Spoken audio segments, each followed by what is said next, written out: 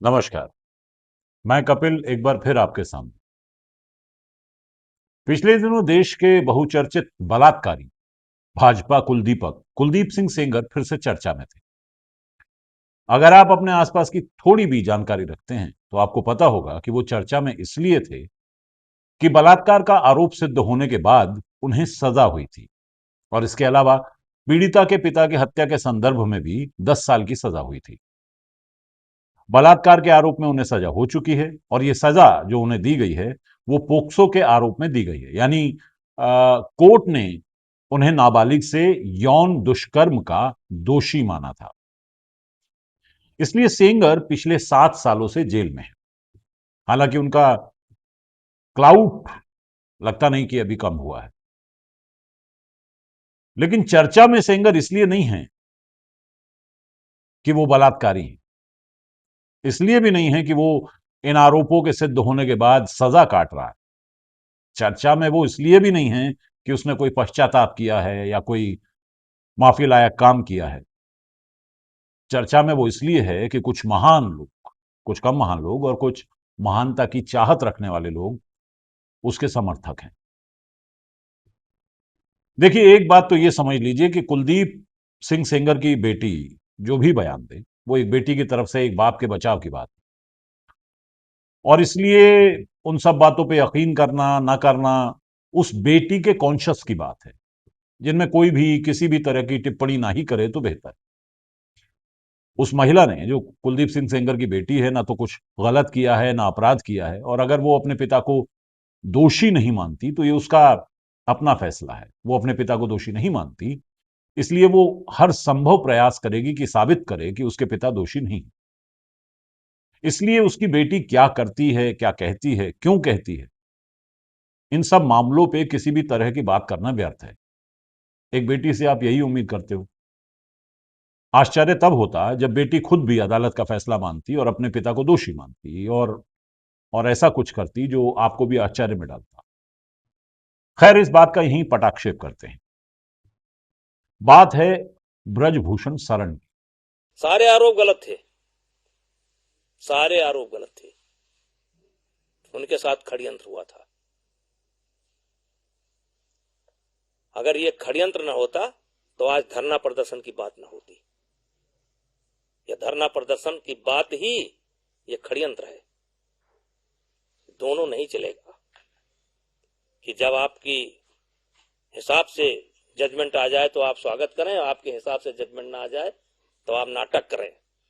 नाटक करने से देश नहीं चलेगा।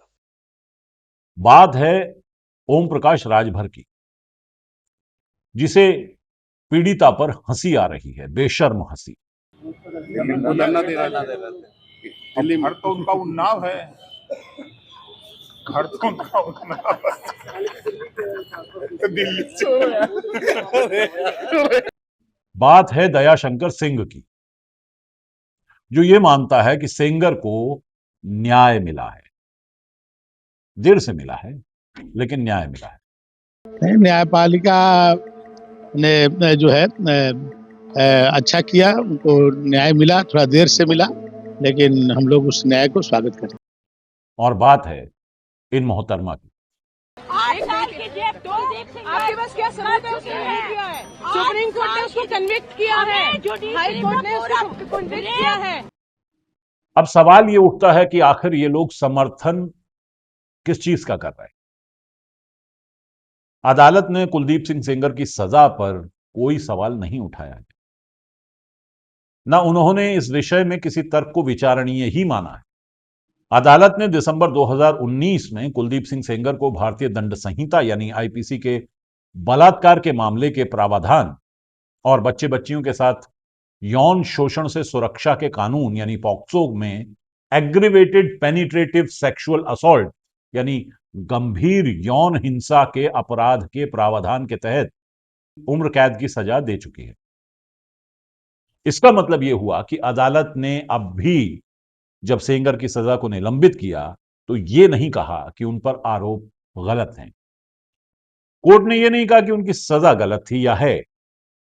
अब यहां इस बात पर भी ध्यान देना जरूरी है कि अपराधी को कोर्ट में किसी भी तरह की अपील का अधिकार है।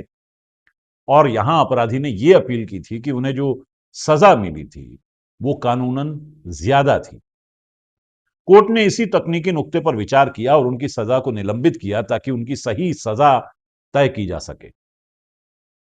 इसका मतलब यह हुआ कि कोर्ट ने अपराध को कम नहीं आंका। कोर्ट ने यह नहीं कहा कि उसने अपराध नहीं किया।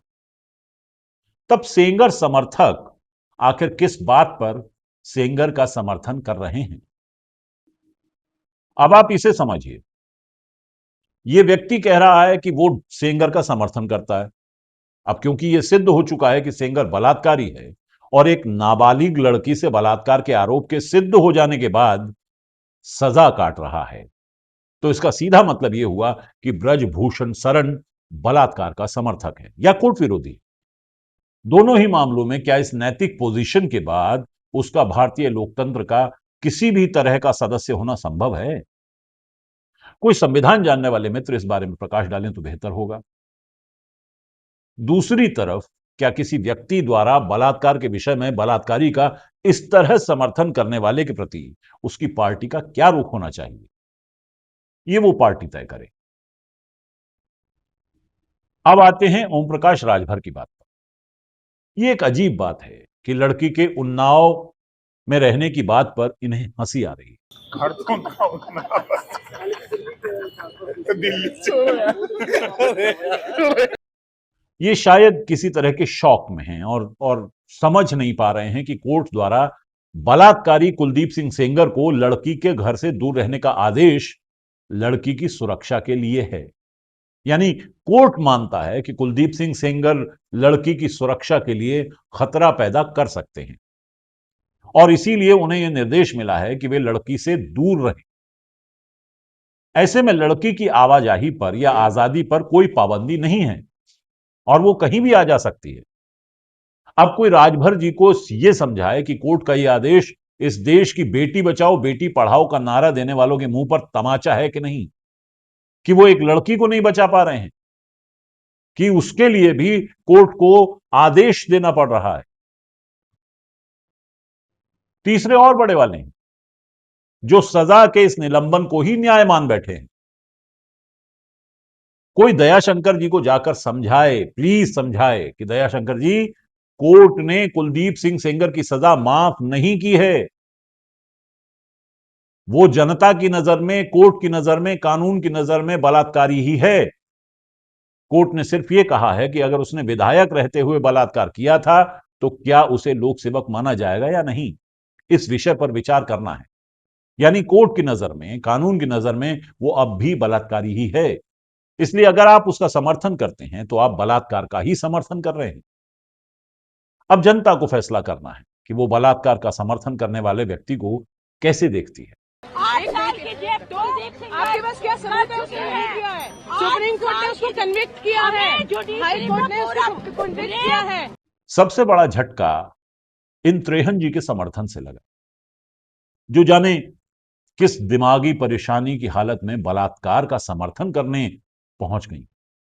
जनाब, कोई तो इन्हें बताए कि कोर्ट अब भी कुलदीप सिंह सेंगर को बलात्कारी ही मानता है और उसकी जमानत का विरोध इसलिए हो रहा है कि जनता मानती है कि अगर वो जेल से बाहर आया तो पीड़िता की जान को खतरा है। इसलिए कोर्ट से जनता की अपील थी कि जमानत न दी जाए। कोर्ट ने अपनी सजा में कह दिया कि वो गुनहगार है, यानी बलात्कारी है, हत्यारा है। तो अब आप बलात्कार और हत्या का समर्थन कर रही हैं। खैर, मूर्खता की कोई सीमा नहीं होती, लेकिन वर्तमान सत्ता में जहां गुंडई ही सत्ता से नजदीकी का एकमात्र पैमाना बन जाए तो त्रेहन मैडम क्या करें? उनकी भी मजबूरी है। जो मजबूरी मुझे समझ नहीं आई वो थी महामानव की चुप्पी, देश के गृह मंत्री की चुप्पी।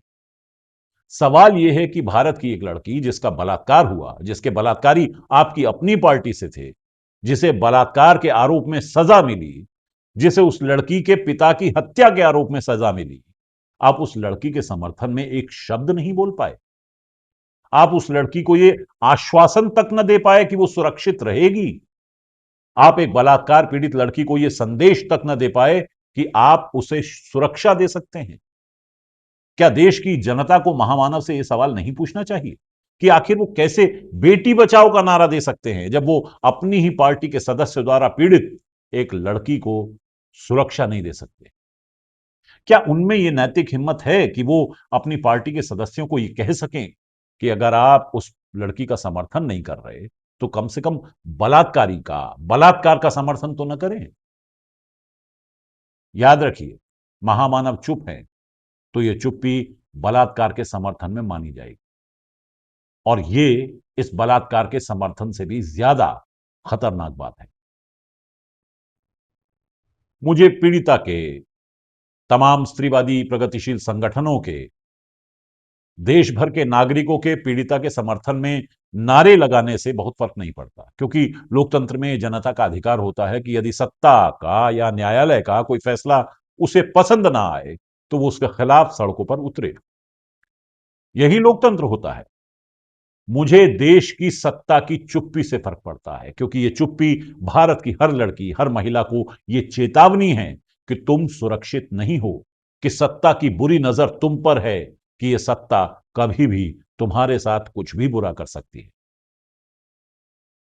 महामानव की चुप्पी तो यही कहती लगती है, अब गेंद आपके यानी जनता के पाले में। लोकतंत्र, न्याय, निष्पक्षता और अधिकार तब तक सुरक्षित नहीं रह सकते जब तक जनता लगातार लगातार विजिलेंट न रहे। चचा हमारे यानी गालिब इस बारे में कह के गए हैं, कहां खो गए मेरे हक हुजूरे वाला, जरा नजर हटी कि चुरा लिए किसी ने, कोई उम्मीद बर नहीं आती, कोई सूरत नजर नहीं आती। हताश थे अपने चाचा शायद। उन्होंने सोचा भी ना होगा कि कभी उनके मुल्क को यह दिन देखना पड़ेगा कि चुने हुए प्रतिनिधि बलात्कार का समर्थन करेंगे। पर ये बुरे दिन भी देखने ही थे। पर फिर उम्मीद पे दुनिया कायम। तो उम्मीद है कि वो सुबह कभी तो आएगी। नमस्कार।